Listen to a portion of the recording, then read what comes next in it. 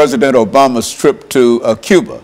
And of course, Ms. SPaz, let's see if we can close out this last segment by giving you an opportunity to talk about some of your activities and some of your impressions in terms of going to Cuba, to talk about the environment, to talk about some of the people, some of the things that you saw. As a matter of fact, why don't you say something about the automobiles that you saw while you were in Cuba? Well, you know, the American cars are still running in Cuba, and the interesting thing was that I was taking pictures all the time of all the cars that I saw, and then that night, the second night we were there, my producer say, okay, I'm gonna go to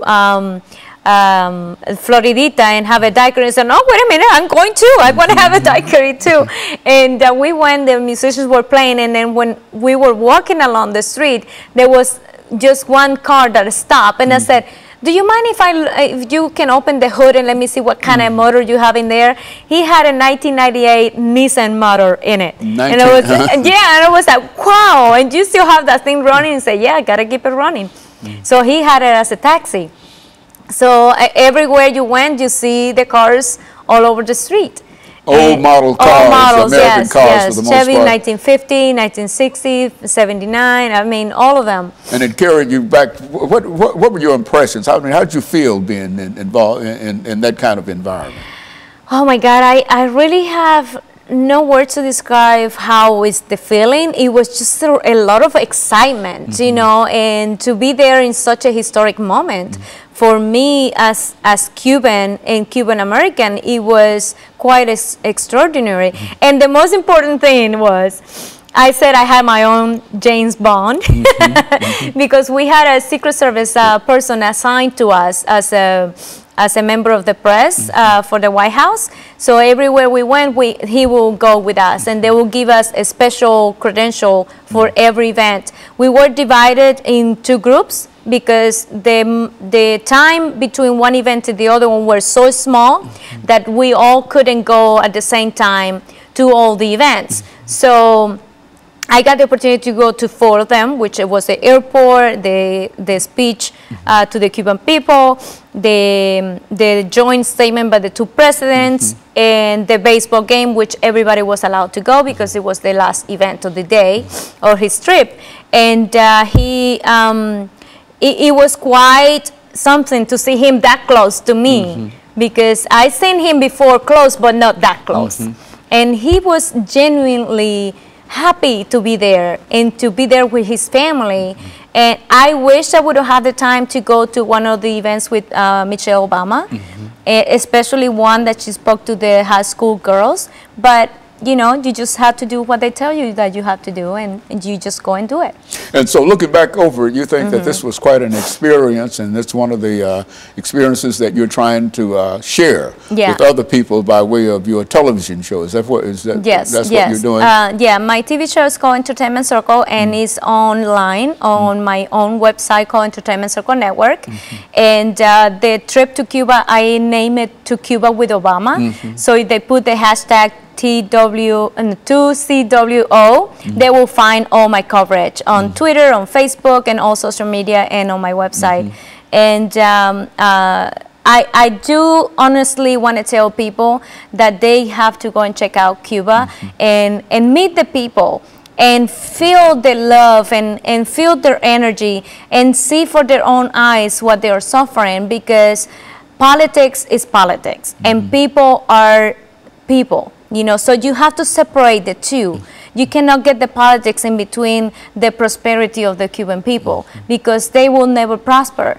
I mean, the changes in Cuba have to come within Cuba, and the Cuban people, as President Obama said, have to encourage that and promote that and have the first step forward to promote change in the government. But if we put our little step on it, it will help them in the long run. So you think that what the president did in terms of recognizing Cuba is a very, very important step, Yes. and that it ought to be supported, and that the Cuban people were in favor of that? Was that the impression Yes, that you got? definitely, definitely. I got the chance to talk to a few people on the street, and they were very, very happy of his visit, and they all said that it's the first step in the right direction, and that they were very hopeful. They were really, really happy about that. So we'll see. And so the president really made an impression, a real impression on the people in Cuba. And even the president, what do you think about, you had an opportunity to go to the meeting that he had with the president of Cuba. Yeah, what happened at that meeting? I mean, how did that all come about? That was very interesting because the Cuban president or the government is not used to doing press conference. So after they gave the statements, I didn't know they were going to allow questions. So I was lifting my hand every couple of seconds to get my chance. But President Obama took 2 questions, and he picked the people that he wanted to be asked from. And then those 2 people got the chance to ask questions to Raul Castro, and he just threw it back in their court. He didn't really answer the questions. He was like, where are the political prisoners? We don't have political prisoners. And they do, but he doesn't want to admit it. And the questions about human rights violation, and he just say, what country in the world fulfill all the human rights? Nobody does. So we feel 45 of them. That's all he said. But he sort of admitted that, yeah, we have human rights violation, but he didn't want to say which one.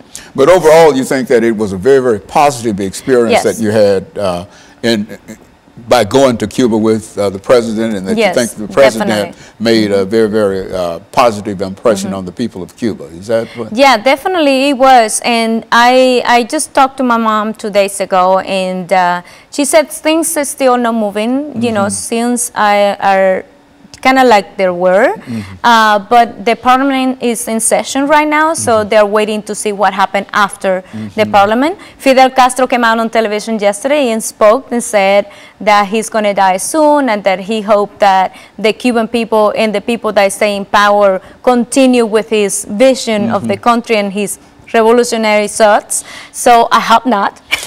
but you personally did not have an opportunity to see Mr. Castro, Fidel Castro. Did you see him? No, nobody got to see Raul. him. Raul Castro is the president. But so, you never saw Fidel. No. I was like impressed that I was that close to Raul Castro, you know, and see him for the first time that close in person, right there in front of me. But, you know, I didn't get the chance to ask a question, so I just had to wait for my next time.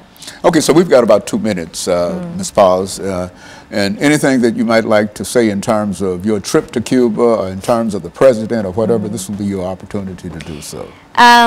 I still have to finish my coverage, and because I haven't had a chance to finish all the editing.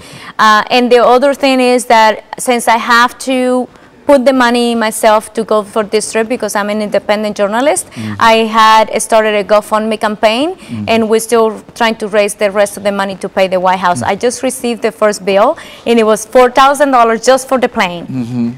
And they're still going to bill me for the ground transportation in Cuba and telecommunications. I assume food and water, but I don't know.